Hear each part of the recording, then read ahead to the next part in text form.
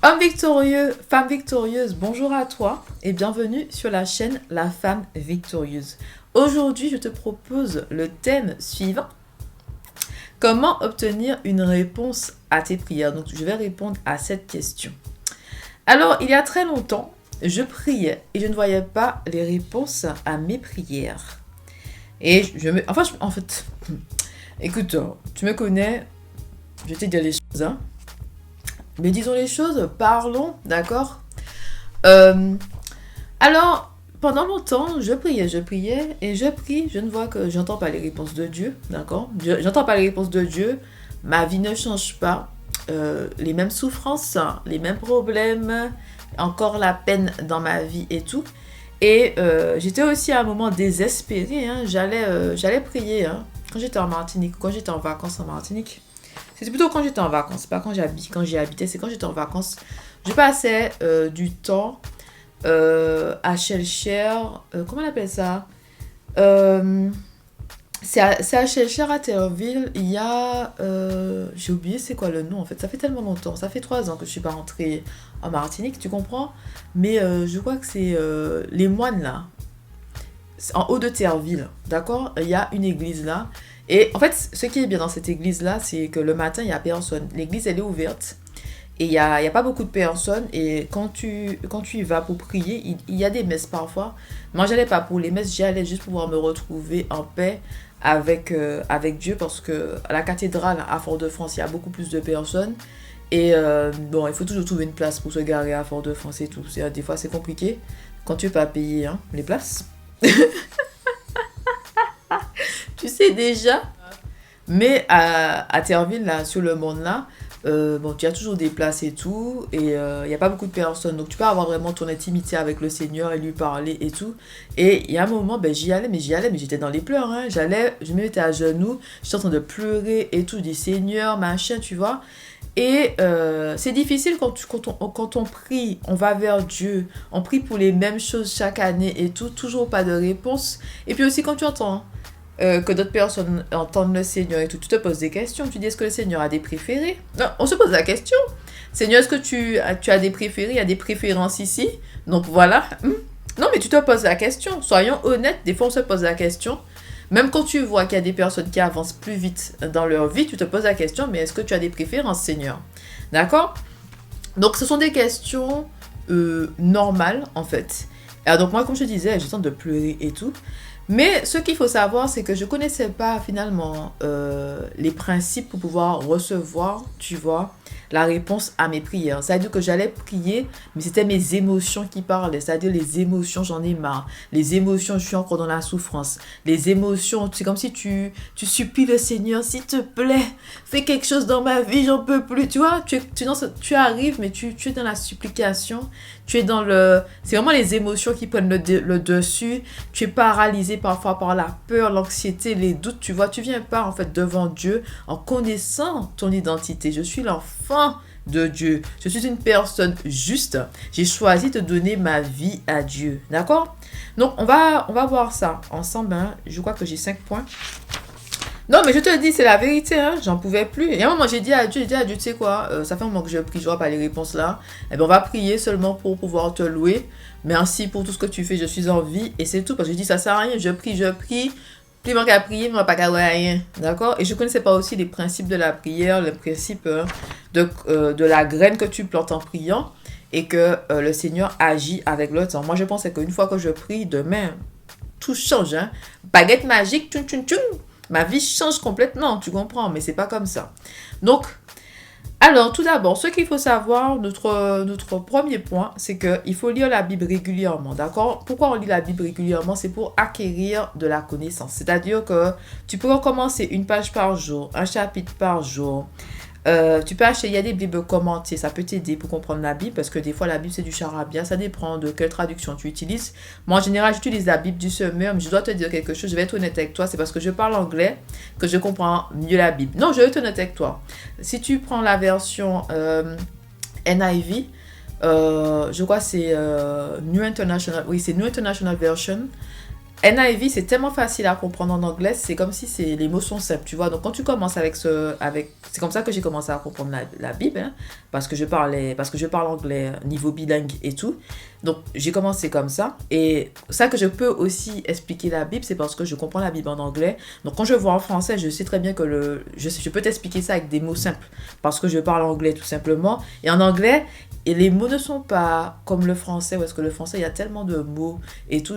L'anglais, c'est des fois, c'est plus direct en fait, et c'est beaucoup plus simple. Donc voilà, mais en français, la Bible en français, c'est des fois du charabia. Tu lis un truc, tu passes à côté, tu vois. Mais en anglais, c'est straight to the point. Donc voilà, donc c'est parce que j'ai commencé à comprendre la Bible parce que je parle anglais et tout. Quand je lis la Bible en français, je choisis la Bible du Semeur et tout, la traduction, la Bible du Semeur, d'accord? Donc ça peut t'aider de changer de traduction, d'accord? De regarder d'autres versions de la Bible, d'autres traductions pour pouvoir mieux comprendre, ça peut t'aider, d'accord? Et puis, ce qui est important aussi, c'est connaître les histoires de la Bible pour que tes prières soient inspirées, d'accord? Les prières efficaces, ce sont des prières qui viennent du cœur, hein, basées sur la parole de Dieu, d'accord? Par exemple, si j'ai des problèmes d'argent, je dis au Seigneur, le psaume 23, verset 1 nous dit quoi? L'Éternel est mon berger, je ne manquerai de rien. Donc, quand je viens devant le Seigneur, je dis au Seigneur, Seigneur, je suis ton enfant, je suis une personne juste, je fais de mon mieux pour t'obéir tous les jours, Seigneur. Tu connais mon cœur, hein, tu peux sonder mon cœur. Tu sais que mon cœur est tourné vers toi tous les jours, Seigneur. Mais regarde l'état de mon compte, Seigneur. Agis dans mes finances parce que tu sais écrit dans le psaume 23, verset 1, que tu es mon berger, d'accord? Et que je ne manquerai de rien. Donc, s'il me manque quelque chose, bien sûr que je vais venir frapper à la porte du Seigneur parce que c'est écrit, c'est pas moi qui le dis, d'accord? Donc la Bible, ça peut être comme, on va dire, un texte de loi, d'accord? C'est pas moi qui le dis, c'est écrit. Il y a des promesses aussi attachées à l'obéissance, hein, et à la fidélité à Dieu. Si tu lis la Bible, par exemple, les bénédictions de Deutéronome chapitre 28, ce sont les bénédictions. Donc tu peux voir la Bible comme un texte de loi avec des promesses. Si tu fais ça, tu auras ça. Si tu fais ceci, voici ce qui va se passer. D'accord? Mais je suis juriste de formation, d'accord? Donc c'est pour ça que je vois les différentes facettes de la Bible, hein. C'est un texte saint, oui. C'est un texte rempli d'histoire, oui. Rempli de sagesse, oui. Mais il y a la loi dedans. Par exemple, les 10 commandements, la loi. D'accord? Ce qui va se passer si tu ne fais pas ceci, cela. Tu vois, c'est vraiment écrit ainsi. Donc tu viens en connaissance de cause. Donc c'est pour ça que je te dis que c'est important de lire la Bible régulièrement, d'étudier sa Bible. Comme ça, quand tu viens vers Dieu, tu viens vers Dieu en connaissant pourquoi ceci, cela, pourquoi je demande ça. C'est parce que c'est écrit dans la Bible. D'accord? Si je ne demande pas ça, c'est écrit dans la Bible.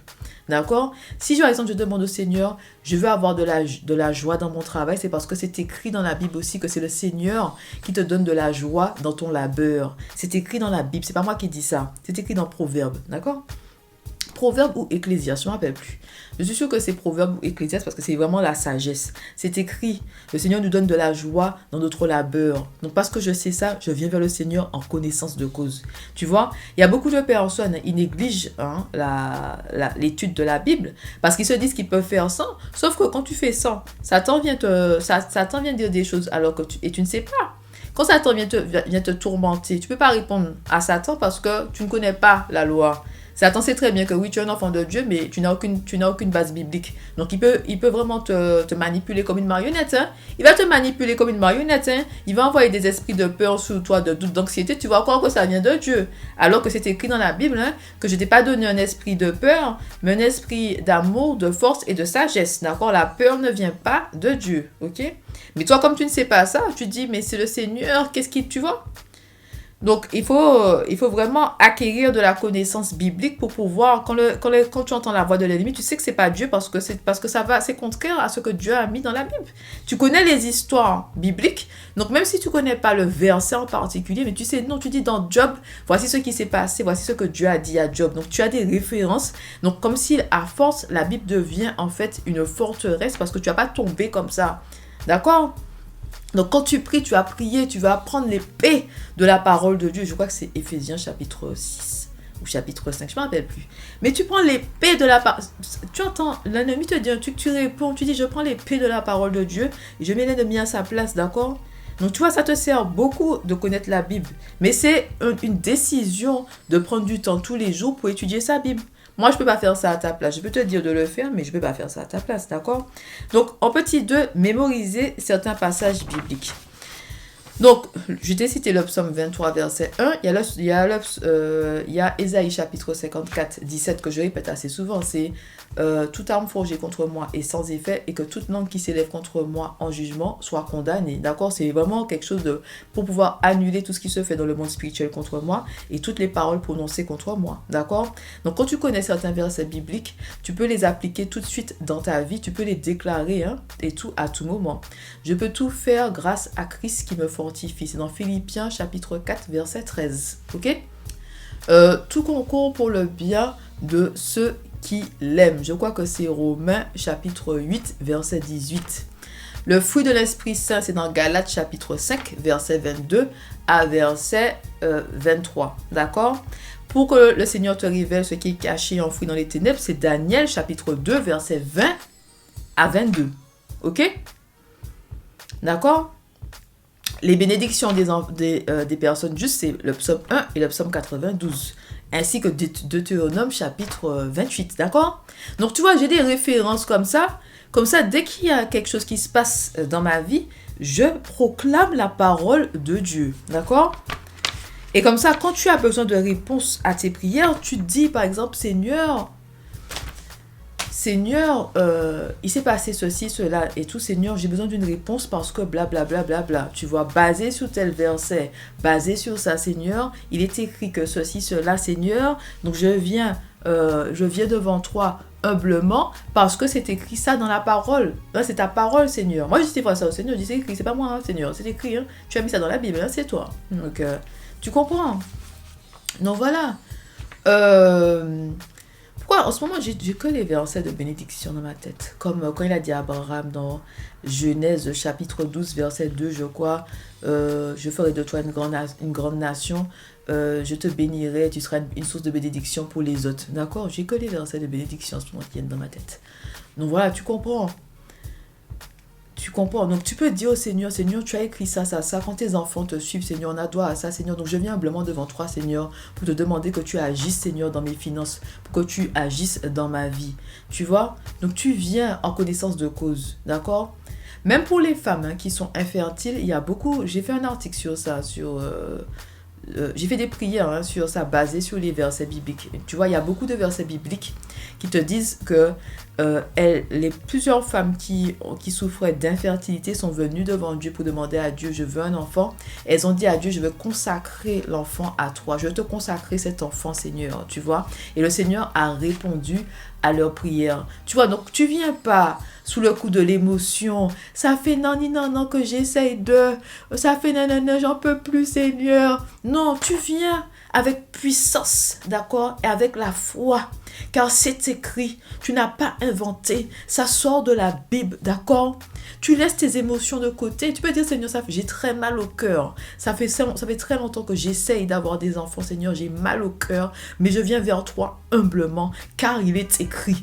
Si tu as fait pour telle femme, Seigneur, je crois que tu peux faire pour moi aussi. Tu es le Dieu de l'impossible. C'est écrit dans la Bible. Hein? Ce qui est impossible à Dieu est possible aux hommes. Les docteurs ne savent pas pourquoi je ne peux pas inventer, mais toi, Seigneur, c'est écrit dans la Bible que c'est toi qui ouvres les entrailles d'une femme. Donc je crois, Seigneur, que tu peux ouvrir mes entrailles pour que je puisse enfanter. Seigneur, je vais te consacrer cet enfant. Cet enfant, Seigneur, je vais l'élever, Seigneur, conformément à ta volonté, comme c'est écrit dans Éphésiens chapitre 6, verset 4.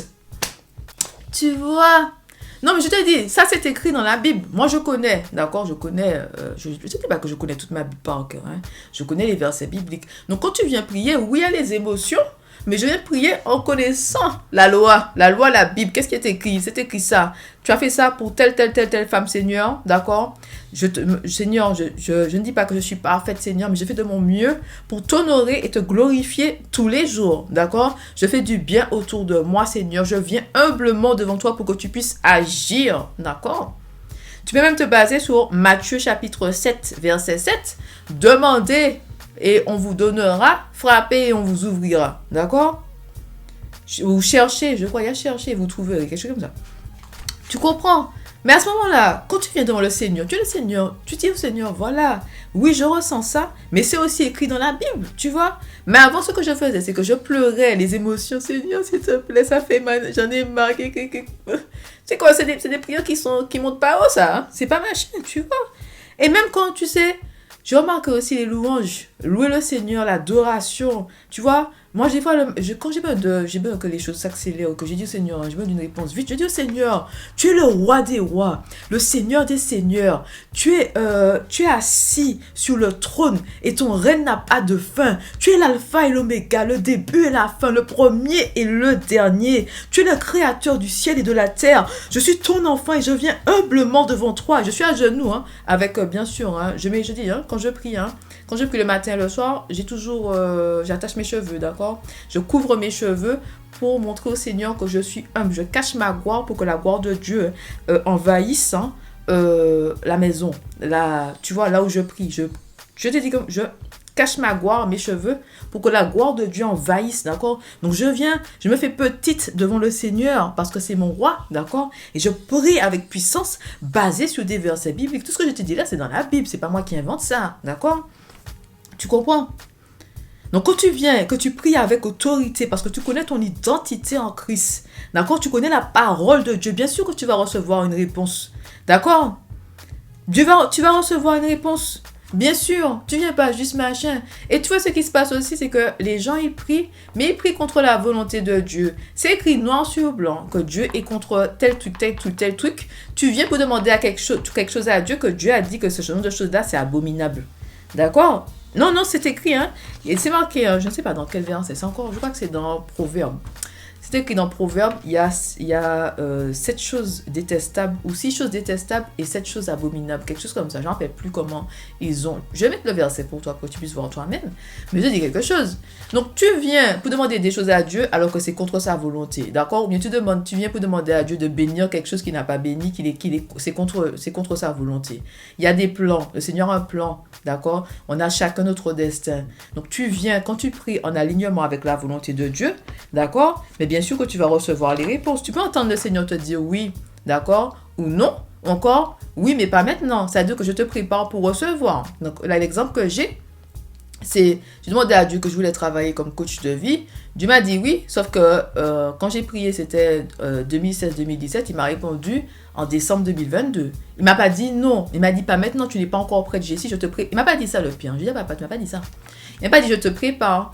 Mais il m'a répondu, d'accord? Donc, il y a un moment où tu pries, tu plantes la graine, d'accord? La graine, hein, elle va grandir, devenir un arbre. Et à un moment, tu vas récolter les fruits, d'accord?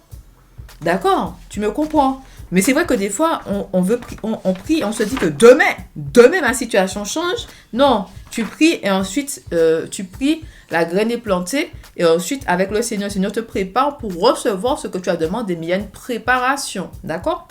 Donc, c'est ce temps-là qu'on veut que ça s'accélère, d'accord? En anglais, quand je travaillais, tout ça, dans mon dernier travail, mais en général, dans le travail, en général, il te pose la question. Des fois, ton manager te donne une tâche à effectuer et tu dis à ton manager, bon, tu as besoin de ça quand? La personne te dit yesterday. Yesterday, c'est hier, d'accord? Ça veut dire que nous, en tant qu'enfants, les enfants de Dieu, parfois on prie, on dit à Dieu, on veut tout de suite. Je ne veux pas attendre demain, après-demain, dans 1 mois, dans 3 mois, dans 6 mois, dans 5 ans. Maintenant là, actuellement là, tu comprends? Mais Dieu ne fonctionne pas comme ça. Dieu doit nous préparer pour pouvoir recevoir les bénédictions, recevoir la réponse à nos prières, d'accord? Donc nous, on peut s'en sentir frustré et se dire que Dieu a dit non parce qu'on n'a pas reçu ça dans les 3 mois qui suivent, alors que pas du tout. Dieu a juste dit pas maintenant, d'accord? Donc, comme je te disais, la prière, c'est une graine qu'on plante. Il y a un temps pour toute chose, c'est écrit dans Ecclésiaste chapitre 3, verset 10, ok? Parfois, tu n'es pas prête, donc le Seigneur va te préparer à recevoir. Je n'étais pas prête à être coach de vie en 2016-2017, ok? Mais après ça, le Seigneur, il a œuvré, il a fait. Et comme je t'ai dit, le Seigneur dépasse toujours ce que nous pouvons imaginer et penser. Éphésiens chapitre 3, verset 20, d'accord? Et quand le Seigneur m'a dit, c'est bon, tu peux travailler, mais j'ai demandé seulement à être coach de vie. Je n'ai pas demandé, Seigneur, je vais être la fondatrice de la femme. Je n'ai pas demandé ça. Hein. J'ai demandé juste coach de vie d'accord? Et je voyais même pas pour les femmes de Dieu, mais Dieu a déjà prévu des choses pour moi, d'accord? Donc moi, j'ai demandé juste coach de vie. Je n'ai pas demandé la femme victorieuse. Je n'ai pas demandé, oui, je vais être la fonte. Je n'ai pas demandé ça. J'ai juste demandé coach de vie. Mais Dieu dépasse toujours tes attentes quand il répond à tes prières, d'accord? C'est pour ça que nous devons faire les choses avec le Seigneur, parce qu'il dépasse toujours nos attentes quand il répond à nos prières. Dieu m'a donné plus que ce que j'ai demandé. Je disais ça à ma mère. Je vais être honnête avec toi, ok? Je te dis les choses. Le week-end dernier, je parlais avec ma mère. J'ai dit à ma mère, mais qui aurait pu imaginer que j'allais devenir cette femme-là à 34 ans, d'accord? Tu m'aurais rencontrée au lycée, mais tu n'aurais jamais imaginé que je serais devenue cette femme-là à 34 ans. Moi-même, je n'ai pas fait ces pronostics-là, d'accord? Oui, je me voyais travailler dans une grande entreprise et tout, et ça, en étant juriste, hein, c'était possible et je l'ai fait, ok? Dans de grands cabinets d'avocats d'affaires à Londres, j'ai travaillé, oui, mais j'ai pas vu cette partie fondatrice de la femme victorieuse, auteur, tout ça, faire des vidéos sur YouTube, les podcasts, non, j'ai pas vu ça. C'est-à-dire que le Seigneur dépasse toujours nos attentes, notre imagination, quand il répond à nos prières. C'est écrit dans quoi? Éphésiens chapitre 3, verset 20. Tu vois ce que je te dis, hein? D'où l'importance d'attendre sur Dieu et de ne pas faire les choses par nous-mêmes, d'accord? Ne nous reposons pas sur notre propre intelligence et sagesse, mais reposons-nous sur la sagesse qui vient de Dieu. C'est écrit dans la Bible, hein? Ses pensées sont plus hautes que les nôtres et ses voix sont plus hautes que les nôtres. Je vais mettre je pense que c'est Ésaïe, quelque chose 53 peut-être. Je pense que c'est dans Ésaïe. Je pense que c'est Ésaïe 53 ou Ésaïe 54. Mais je vais mettre pour toi, d'accord, pour que tu puisses voir. Encore une fois, c'est dans la Bible. Je t'ai dit, parfois, je ne me rappelle pas du verset exact, mais je me rappelle de la phrase. Je comprends qu'est-ce que ça veut dire, d'accord? Donc, je peux te sortir les choses comme ça parce que je me souviens et parce que je lis ma Bible. Tu vois ce que je veux te dire? Je ne vais pas te dire, oui, je peux te dire à peu près ça sort de tel livre de la Bible et tout, à peu près quel chapitre et tout, mais pas forcément c'est tel chapitre, tel verset. Mais sur Google, tu tapes le début de la phrase, tu vas trouver. Tu vois ce que je te dis? C'est important, enfant de Dieu, de lire sa Bible et d'acquérir de la connaissance biblique pour pouvoir appliquer la parole de Dieu dans sa vie et être victorieux et victorieuse. Ok? Donc, on a fait le point 1, c'est lire la Bible régulièrement pour acquérir de la connaissance. 2, mémoriser certains passages et versets bibliques. Mais ça, au fur et à mesure, quand tu lis la Bible, tu vas retenir certaines choses. Et quand tu entends encore et encore la parole de Dieu, ça reste dans ta tête. 3, c'est prier avec autorité. 4, la prière, c'est une graine qu'on plante. Et 5, c'est la foi. Donc, c'est écrit « We walk by faith and not by sight ». Donc, nous marchons par la foi et non par la vue. Je vais mettre le verset pour toi parce que je ne sais plus c'est quoi le... Encore, je te dis, hein. Ask, believe and receive. Donc, demande, crois et reçois la foi, hein, d'accord? Donc, il faut vraiment avoir la foi pour pouvoir recevoir de Dieu, d'accord? Ce qui se passe, c'est que le Seigneur nous donne des choses, mais parfois, on est envahi par des esprits de peur, de doute, d'anxiété, de confusion. Parfois, il y a des voiles d'illusion, ce sont des attaques de l'ennemi. Que le Seigneur veut te donner quelque chose, mais tu ne reçois pas parce que tu n'y crois pas, d'accord? Et comme je te disais, on peut prier et puis le Seigneur prend du temps pour nous répondre. J'ai déjà prié et j'ai vu les réponses la semaine d'après. J'ai vu les réponses dans les 6 mois qui suivaient. J'ai vu les réponses. Mais l'exemple que je t'ai donné un peu plus tôt, c'est vraiment, j'ai dit à Dieu que je vais faire coach de vie. Mais c'est des années. Et tu t'en rends compte? J'ai prié en 2016-2017, la réponse arrive en 2022. Mais tu te rends compte? Tu as le temps de te poser des questions et de te dire que Dieu ne veut pas répondre à tes prières. Tu comprends? Donc, entre le moment que tu as prié et le moment que tu reçois la réponse, tu peux être découragé. Et Satan va te décourager pour que tu puisses faire les choses par toi-même et te causer plus de mal qu'autre chose. D'accord? Parce que ce qui est bien, c'est que quand nous faisons les choses avec Dieu, quand le Seigneur nous donne ce que nous avons demandé et qu'il dépasse nos attentes, le poids est très léger, d'accord? J'ai pas à maintenir quoi que ce soit parce que le Seigneur m'a préparé pour ça, d'accord? Le Seigneur m'a préparé pour être la fondatrice de la femme victorieuse et aussi pour être coach de vie. Mon dernier travail, surtout, m'a donné ce que j'avais besoin, le nécessaire, en fait, hein, pour pouvoir avoir un rôle de leader, tu comprends? Tu comprends ce que je te dis? Mon dernier travail m'a apporté beaucoup de connaissances sur les abus sexuels, abus physiques, négligence émotionnelle, négligence physique, abus sexuels aussi. Et ça aide les femmes, tu vois. Donc, une femme, par exemple, qui a un coaching avec moi, oui, on va faire là un accompagnement. On va faire un accompagnement pour qu'elle puisse changer sa vie avec Dieu. Mais si elle a des blessures intérieures, je suis capable d'écouter quelqu'un qui a été victime de viol, d'accord?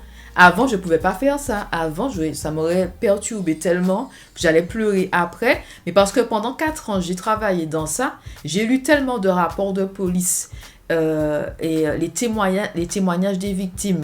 Tu as vraiment les détails, hein, c'est pas c'est pas comme dans le journal, on t'épargne les détails. Tu as tous les détails, tu sais qui a fait quoi et comment la personne a fait, comment le prédateur a fait pour piéger la victime. Tu as tous les détails. Ça fait mal, tu comprends? Ça fait mal. Maintenant, je peux écouter des victimes parler et oui, ça fait mal, mais ça ne va pas me déstabiliser parce que j'ai fait ça pendant 4 ans, tu vois. Et les femmes, elles ont besoin de quelqu'un qui peut vraiment les aider, d'accord? Je ne dis pas que je suis psychologue, mais ce que je te dis par là, c'est que je peux apporter un soutien dans tous les domaines de la vie d'une femme, tout simplement parce que Dieu m'a préparé pour ça. Si moi, j'avais fait les choses comme je le voulais, j'aurais été limitée dans l'exercice de la profession de coach de vie. Mais là, je ne suis pas limitée, c'est parce que c'est Dieu qui a fait. Tu comprends? Parce que j'ai fait les choses avec le Seigneur et pas seulement moi. D'accord? On marche pas à pas avec le Seigneur guide tes pas pour te donner la victoire dans ta vie. Mais c'est vrai que quand tu es en train d'attendre la réponse à tes prières, tu vois pas qu'est-ce que le Seigneur fait. D'accord? Le Seigneur te conduit quelque part, mais tu vas pas voir. Et l'ennemi va t'attaquer pour te dire que le Seigneur va jamais faire pour toi. Tu vas pas y arriver. Tu as intérêt de faire par toi-même, sinon tu n'auras jamais ce que tu veux. Il va attaquer ta foi. D'accord? Parce que nous recevons par la foi. D'accord? Recevoir par la foi, c'est proclamer que tu as déjà ce que Dieu t'a dit que tu auras, alors que physiquement, c'est pas devant toi. Parce que quand nous recevons d'abord par la foi. D'accord? Par la foi dans le monde spirituel, nous recevons. Et ensuite, ça se matérialise dans le monde matériel, dans le monde que nous pouvons voir. D'accord? Donc Dieu a déjà proclamé, Jessie sera ceci ou cela, mais j'étais toujours en train de travailler comme juriste, hein, assistante manager, parce que j'ai une promotion dans ce travail-là. J'étais toujours en train de travailler comme ça. Mais Dieu a déjà dit que c'est fait, que j'ai répondu à ses prières. Elle est déjà ce que j'ai proclamé. Il a déjà proclamé dans ma vie, voici ce qu'elle est, voici ce que ma fille est. Mais entre le moment que le Seigneur a proclamé et le moment que ça s'est matérialisé, des années sont passées. Des années. Je t'ai dit, tu as le temps de perdre la tête, de te dire que Dieu ne t'aime pas et que tu vas rien faire de ta vie. Tu comprends? Maintenant, on va terminer par ça. Le Seigneur ne répond pas aux personnes qui ont de l'iniquité dans leur cœur. Si j'avais conçu, donc c'est dans Psaume, c'est un article hein, qui est sur le site La Femme Victorieuse. Hein. Donc c'est un article qui est sur... J'ai écrit un article qui s'intitule Pourquoi Dieu ne répond-il pas à tes prières? Et l'un des points, hein, c'est l'iniquité dans le cœur. Donc, si j'avais conçu l'iniquité dans mon cœur, le Seigneur ne m'aurait pas exaucé. Donc, l'iniquité vient du mot grec anomia qui signifie la condition de celui qui est sans loi. Parce qu'il est ignorant ou parce qu'il la viole, c'est un mépris, une violation de la loi. L'iniquité, c'est violer la loi, les commandements et les principes de Dieu. D'accord? Il y a des personnes qui croient en Dieu, elles vont à l'église tous les dimanches et elles méditent le mal contre leur prochain. Leur cœur est rempli d'immoralité, de haine, de jalousie, de querelle, de rivalité et d'envie. La méchanceté ne se lit pas toujours sous la tête d'un individu. Beaucoup de personnes se font passer pour des personnes justes et beaucoup croient vraiment qu'elles sont des personnes justes alors qu'elles détruisent leur prochain. D'accord? Donc, si le mal est en toi, si tu médites le mal sur les personnes, enfin, si tu médites le mal de ton prochain, Dieu ne va pas exaucer tes prières. D'accord? Alors, le Seigneur n'exauce pas les prières des personnes qui méditent le mal, qui souhaitent le mal à leur prochain et des personnes manipulatrices, d'accord? Donc, quand tu rencontres des gens, tu ne sais pas qui ces personnes-là sont vraiment, d'où le fait qu'il faut avoir le don de discerner les esprits. Il faut avoir le don de discerner les esprits pour voir, en fait, si ce sont de bonnes personnes ou pas. L'Esprit Saint peut te montrer les choses. Il n'y a pas de voile d'illusion sur tes yeux. Donc, quand les gens font semblant, tu vas voir qu'il y a un problème. L'Esprit Saint te dit, éloigne-toi de cette personne-là parce que son cœur est tourné vers le mal, d'accord? Donc, si ton cœur est tourné vers le mal, Dieu ne va pas répondre à tes prières, d'accord? Et ce que je disais plus tôt, ce que l'Éternel déteste, ce que le Seigneur déteste, c'est dans le Proverbe 6, chapitre 16 à 19.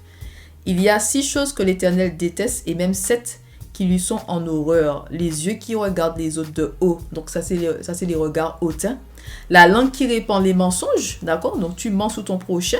Tu manipules les gens. Ça, c'est servir Satan. Hein. Satan, le roi du mensonge. Satan qui utilise des ruses pour pouvoir piéger les enfants de Dieu. Les mains qui font couler le sang des innocents.